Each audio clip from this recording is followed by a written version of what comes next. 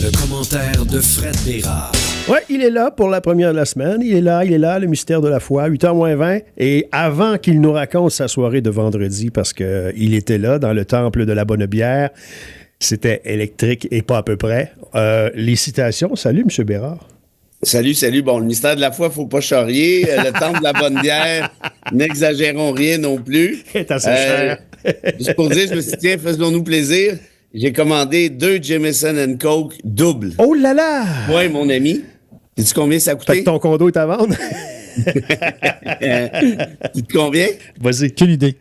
2 Jameson. 22 piastres chaque. 63 piastres pour les deux. Pour les deux, OK, on est plus... C'est donné. C'est donné. C'est donné. 31 piastres et demi. Puis- le drink. Puis en plus, mon chum me dit, poire, j'aime pas ça. Ah, Quand non. Je vais boire le sien. Mais bon.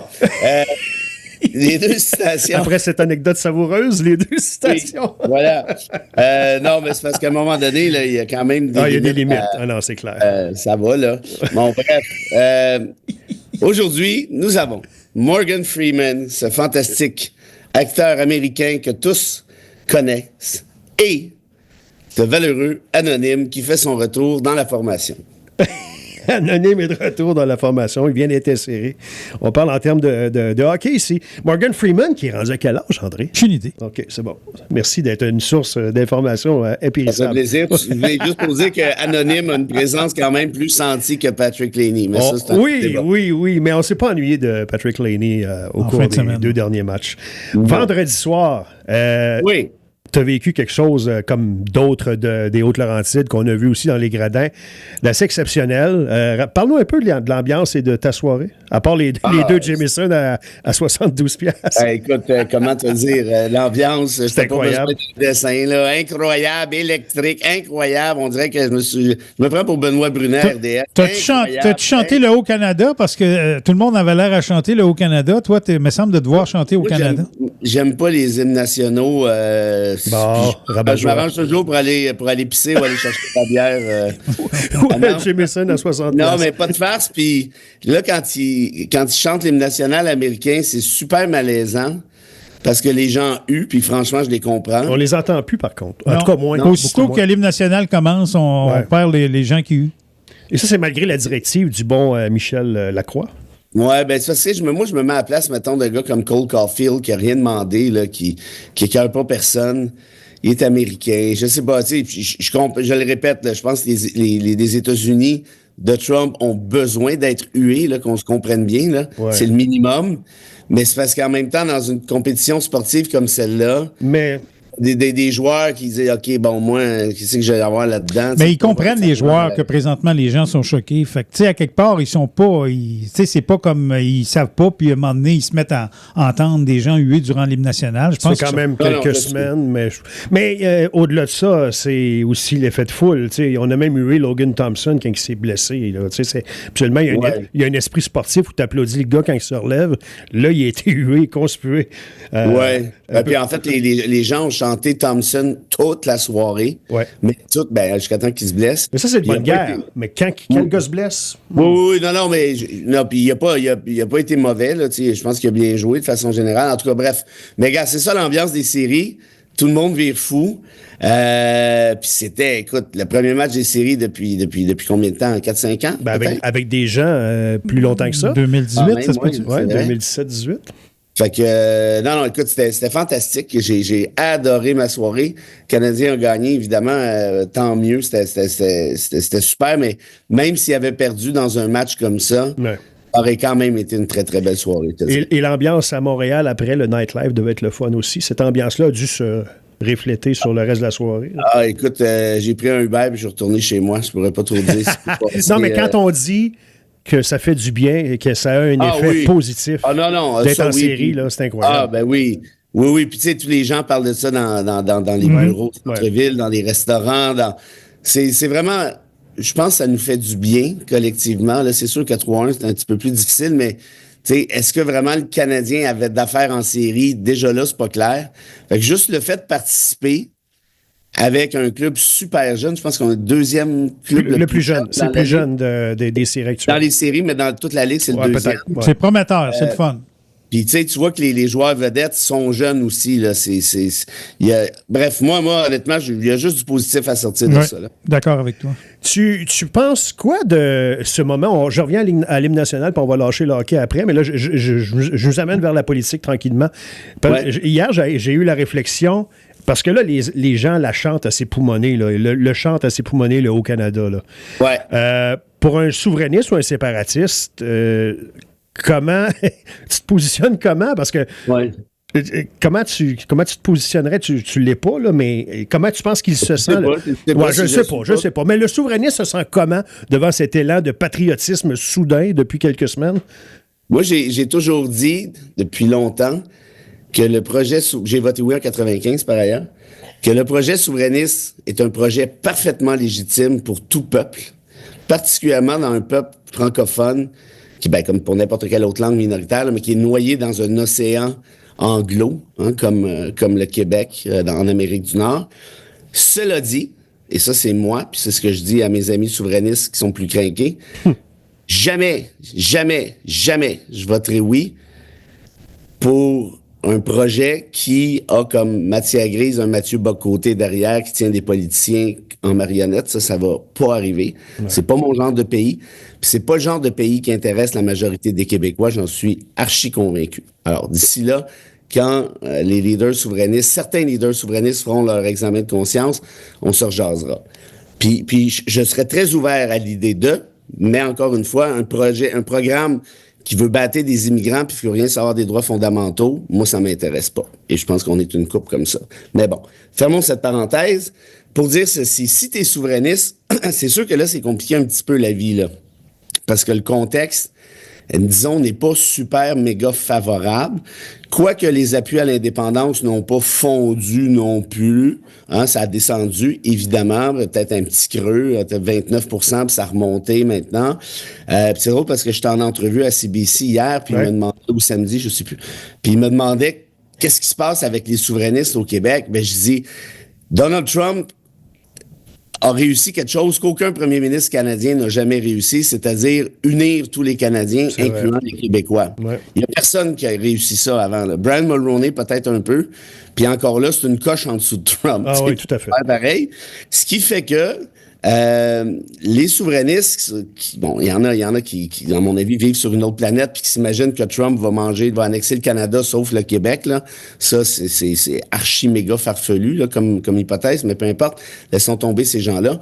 Pour les autres, les gens plus raisonnables, ils voient bien, là, que, c'est sûr que ça a été un petit peu compliqué. Puis j'ai jasé notamment avec mon chum Éric Bédard, qui est un souverainiste depuis toujours, péquiste depuis toujours, les croisés au Centre Bell l'autre fois. Lui, c'est un conseiller de Pauline Marois à l'époque, qui a écrit plusieurs livres brillants sur l'histoire du Québec. Bon, bref, tu vois, genre, même lui me disait, côté contexte, c'est difficile de faire pire. Puis, tu sais, d'aller achaler les gens en disant, hey, on va faire un référendum, votez oui, vous allez voir, ça va être le fun. C'est peut-être pas l'idée du siècle. Ouais.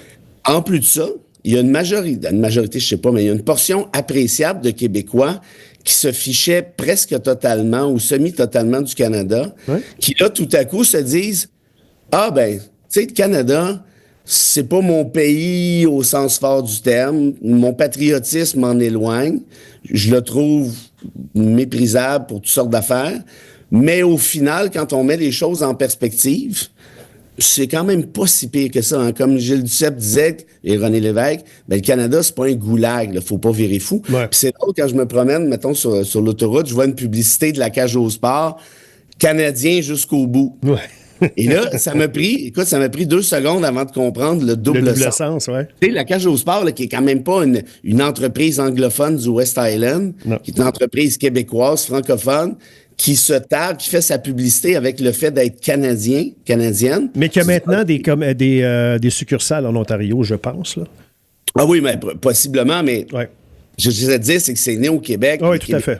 Ça s'associe facilement avec la cage au sport. C'est pas une compagnie qui est débarquée de Windsor. Non, t'as raison. Après ça, t'as d'autres publicités, même dans votre région. Là, j'ai vu quelque chose l'autre fois. C'était quoi, donc? En tout cas, bref, quelque chose du genre canadien à 100% ou des trucs de même. Cette espèce de fierté-là, appelons ça comme ça, qui est peut-être passagère, on verra, était moins facilement affichée il y a de ça 3, 4, 5, 6 mois. Et puis voilà, ben c'est un concours de circonstances, et c'est ça comme ça, puis c'est ça qui est ça, puis les gens se disent, je pense, je me répète, mais OK, moi, si c'était à faire, idéalement, j'aimerais bien que le Québec devienne un pays un jour, mais dans l'intervalle, j'aime bien mieux un Canada qui est fort, qui fait face à Trump, qu'un Canada qui est un peu démantelé, qui est un petit peu affaibli. Tu sais, allons-y pour tout de suite. Il sera pas trop tard de faire un référendum dans, je sais pas moi, dans 4 ans, dans 10 ans, dans 20 ans, peu importe, évidemment. Ouais. Bref, je pense que c'est ça le feeling. Puis c'est pour ça que c'est difficile pour Blanchet du Bloc. Hein, les trucs qui marchaient avant marchent pas cette élection-ci. Même chose pour des raisons opposées avec Jad Minsing. Hein, ce qui dit là, ça prend un gouvernement minoritaire, libéral maximum, on va être là pour les surveiller. Ben les gens se disent, non, justement, ça prend un gouvernement majoritaire. On n'est pas des méga fans de Carney, mais c'est quand même lui qui est le mieux placé pour faire face à la menace trumpiste. Donc, rassemblons-nous pour tout de suite, puis on réglera nos chicanes internes éventuellement, une fois que la menace Trump est passée, si elle a fini par passer. Ouais. Mais elle s'est un peu estompée et on le sent là, dans les intentions de vote. Le Bloc a repris du poil la bête un peu. C'est ce que je te disais. C'est ça. L'autre fois, le meilleur allié de Mark Carney, c'est Donald Trump. Ouais. Tu sais, moi là, j'étais Carney, là, j'allumerais des lampions à l'oratoire, puis pas mal plus qu'un, en espérant que là, disons, dans les 15 prochaines minutes, Trump dise, là, je m'en viens vous manger tout rond, là. Traite de même. Alors, idéalement, là, si ça arrive, Carney vient de prendre 5 % dans les sondages, Blanchet vient de ramasser une claque, puis Singh aussi, là. Ouais. Ouais. Mais là, les jeux sont faits. Là, mais on pourrait-tu avoir des surprises, Fred, même si tout semble jouer présentement? Tu sais, des fois, là, à la dernière minute, seul dans l'isoloir, ouais. Les gens, tu sais, il y a le fait, on veut du changement. Si on entend ça, on veut du changement. Mais si tu veux du changement, t'as pas le choix de tasser les libéraux si c'est vraiment ça que tu veux. Avec respect, là, l'argument on veut du changement, là. Aïe. Ça marche jamais. Non, mais on l'a trop utilisé. On en voulait du changement avec François Legault. Ben, on a vu ce que ça donne, là. Tu sais, du changement. Qu'on soit tanné d'un parti, ça, c'est tout à fait légitime, c'est normal. On est surexposé. À un moment donné, on est écœuré. Bon, ça va. Mais changer, pourquoi? Tu peux pas changer juste pour changer. Et je pense que, regarde, c'est pas compliqué. Le Poilievre avait 24 % d'avance en novembre-décembre. Fait 24 % d'avance. Puis là, évidemment, Trudeau est parti, ce qui a donné un sacré coup de main. Mais reste que je pense qu'il y en a plusieurs qui se sont dit, ouais, bon, OK, là, changer, c'est bien beau, là, mais pour changer pour mini-Trump, pas sûr que c'est la meilleure des affaires. Puis à ta question, André, est-ce qu'il va y avoir une surprise? Moi, je te fais la prédiction suivante. Le vote qui est sous-évalué actuellement, je crois que c'est le vote libéral. Ouais. Puis je vais te dire pourquoi. C'est que c'est beau, dans un sondage, toi, tu es un électeur bloquiste, tu as voté bloc toute ta vie, ou à peu près. Mais puis là, le sondeur t'appelle, puis pour qui vous allez aller voter, M. Tartampion? Ben, tu vas avoir le réflexe de dire je vote bloc parce que tu as toujours voté bloc, puis les libéraux t'écœurent, puis c'est bien légitime. Mais une fois dans l'urne, là, tu vas peut-être te dire, ouais, mettons là, que. Puis j'ai beaucoup d'amis comme ça qui m'ont écrit en fin de semaine, notamment, genre, qu'est-ce que tu penses si je fais ci ou si je fais ça? Il y a cette tendance-là, qui vont peut-être se dire, ouais, bon, même si je vote pas bloc cette fois-ci, là, l'idée, là, c'est de faire passer les libéraux majoritaires pour faire face à Trump, pour fourrer Poilievre. Puis après ça, ben le Bloc va être encore là à la prochaine élection, de toute évidence, puis je retournerai dans mes pantoufles. Mais là, c'est peut-être pas le temps de diviser, parce que si tu as un pouvoir qui est divisé à Ottawa, si tu as un gouvernement qui est minoritaire, ça veut dire quoi? Ça veut dire que le premier ministre en place va être obligé d'aller chercher des appuis chez d'autres partis d'opposition pour chaque projet de loi, à moins qu'il y ait une entente officielle comme avec le NPD et Trudeau là, lors de le dernier régime. Ben ça fait quoi? Ben ça fait que ton gouvernement est instable. Parce qu'à chaque fois, tu es obligé d'aller têter le vote d'un, d'aller têter le vote de l'autre. Puis là, le Bloc, il joue sa game. Ah, ben c'est pas assez pour nous autres au Québec, fait que va au diable. Le NPD, avec ses 12 sièges, va faire un peu la même affaire. Puis les conservateurs, eux, vont juste vouloir que le gouvernement tombe. En d'autres termes, est-ce que tu veux ça comme électeur actuellement? Peut-être que la réponse est oui. Peut-être que c'est de dire, ben oui, moi, j'en veux un gouvernement minoritaire, puis Trump, la menace est surévaluée, puis je m'en fous, puis il faut pas virer fou avec ça. Ouais. C'est une hypothèse qui est correcte. Mais moi, je pense que les gens, à la question dans l'urne, qu'est-ce qui va se passer? Ben, je pense qu'ils vont se dire, OK, regarde, pour cette fois-ci, je me bouche le nez, là. Ouais. Je vote libéral, puis on verra plus tard. Et c'est souvent ça, parce qu'il n'y a pas plus gêné que celui qui vote libéral. Il s'en vante rarement, il le crie rarement sur les toits. Les gens qui sont plus à droite sont tellement gueulards, et il y en a qui m'aimeront pas, mais c'est vrai pareil, regardez les réseaux sociaux, que tu tiens plus tranquille quand t'es rouge. Robert Bourassa appelait ça la prime à l'urne. Ouais. Il y avait un 2, 3, 4, 5% où le vote libéral provincial, dans le temps, était sous-estimé. Et c'est la même chose pour les libéraux fédéraux. Puis, tu sais, les souverainistes québécois, ils parlent fort, souvent. Puis c'est bien correct, là, ils ont le droit, puis c'est bien super comme ça. Mais souvent, ça crée une certaine distorsion. Tu as l'impression, coudonc, OK, tout le monde va voter pour le PQ parce que là... Puis moi, je le sais comme chroniqueur, puis n'importe quel chroniqueur du Québec va vous dire la même chose, ça, je suis convaincu. Écris un mot contre le Parti libéral... Puis moi, dans le temps de Charest, là, j'ai joué à Pignata là, à peu près à chaque chronique contre lui. Il n'y a jamais personne, sauf une fois, une de mes amis chefs de cabinet qui m'a dit, là, tu trouves pas que tu charries un peu? Ouais. Mais le reste du temps, à rien. Je plantais Trudeau à rien. On peut bûcher ses libéraux n'importe quand. Ça, là, il n'y a pas de problème. Ouais. Va, par exemple, dire que, ouais, Plamondon, je trouve que la gang d'Attila et les uns va débarquer, payé souvent par le parti. Ils vont te brasser jusqu'à temps que tu fasses plus de ballon dans la piscine. Fait que là, arrive un moment donné où ça crée une distorsion. Puis, je veux dire, ça fait partie de la game, là, c'est correct, mais c'est peut-être pas la réalité tout le temps non plus. All right. On a fait pas mal de tours pour ce matin. Merci, Fred. La citation de Morgan Freeman, mais principalement dans Shawshank Redemption, s'il vous plaît. Oui, mais attends un petit peu, là, j'ai d'autres choses à dire. Là. Ah, là! Oui. Ben, j'étais content de finir à l'heure, moi. Non, mais tu vois, comme d'habitude, t'arriveras en temps. J'ai juste un gros mot d'appréciation pour les gens de Mont-Laurier. Oui. Un énorme. Ben, prends ton temps. Un énorme. On a compilé les textes reçus pour le concours de l'étranger. Ouais. L'année passée, on en avait eu une quarantaine. Cette année, on en a 95. Oh. Et j'étais, pour tout dire, un peu ému parce qu'il y en a une portion importante qui vient de Mont-Laurier face à Gatineau, notamment du cégep. Tous les niveaux ont participé. Alors, je vous remercie 1 million de fois. Je remercie les profs qui ont passé le message. Je remercie CFLO qui a donné cette petite tribune pour pouvoir promouvoir tout ça. Là, le jury est en train de délibérer. Ils ont 95 textes à analyser. Wow. Inquiète-toi pas que ça se gratte le coco, c'est un moyen temps.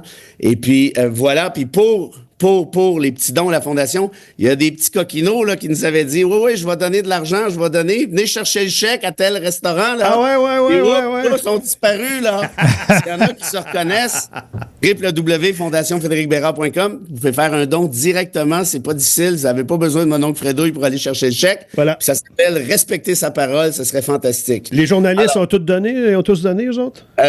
Pas encore, non, mais c'est pas grave parce que la saison se finit à la fin mai. OK. Alors, ceux qui... C'est à la fin de la soirée qu'on reconnaît les meilleurs danseurs. Oui, c'est ça. Oui, tu vas danser longtemps d'après moi. En solo, avant ça. Et puis, il va y avoir, pour les autres qui ont dit, Colin, j'ai oublié de moi aussi de faire mon don.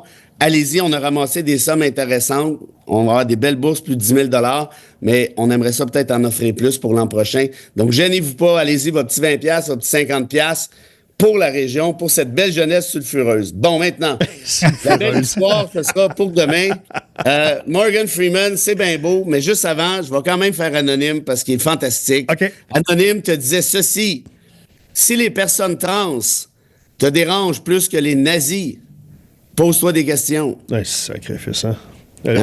Il est pas mal d'actualité. Quand même pas mal ça, hein? Et ce bon vieux Morgan disait ceci. Écoutez ça comme c'est beau, c'est vrai et c'est juste. Je déteste le mot homophobie parce que ce n'est pas une phobie. T'as pas peur pour vrai. Tu es tout simplement un trou de cul. Oh là là, c'est dans les dents. À demain. Salut les copains. Salut. Le commentaire de Frédéric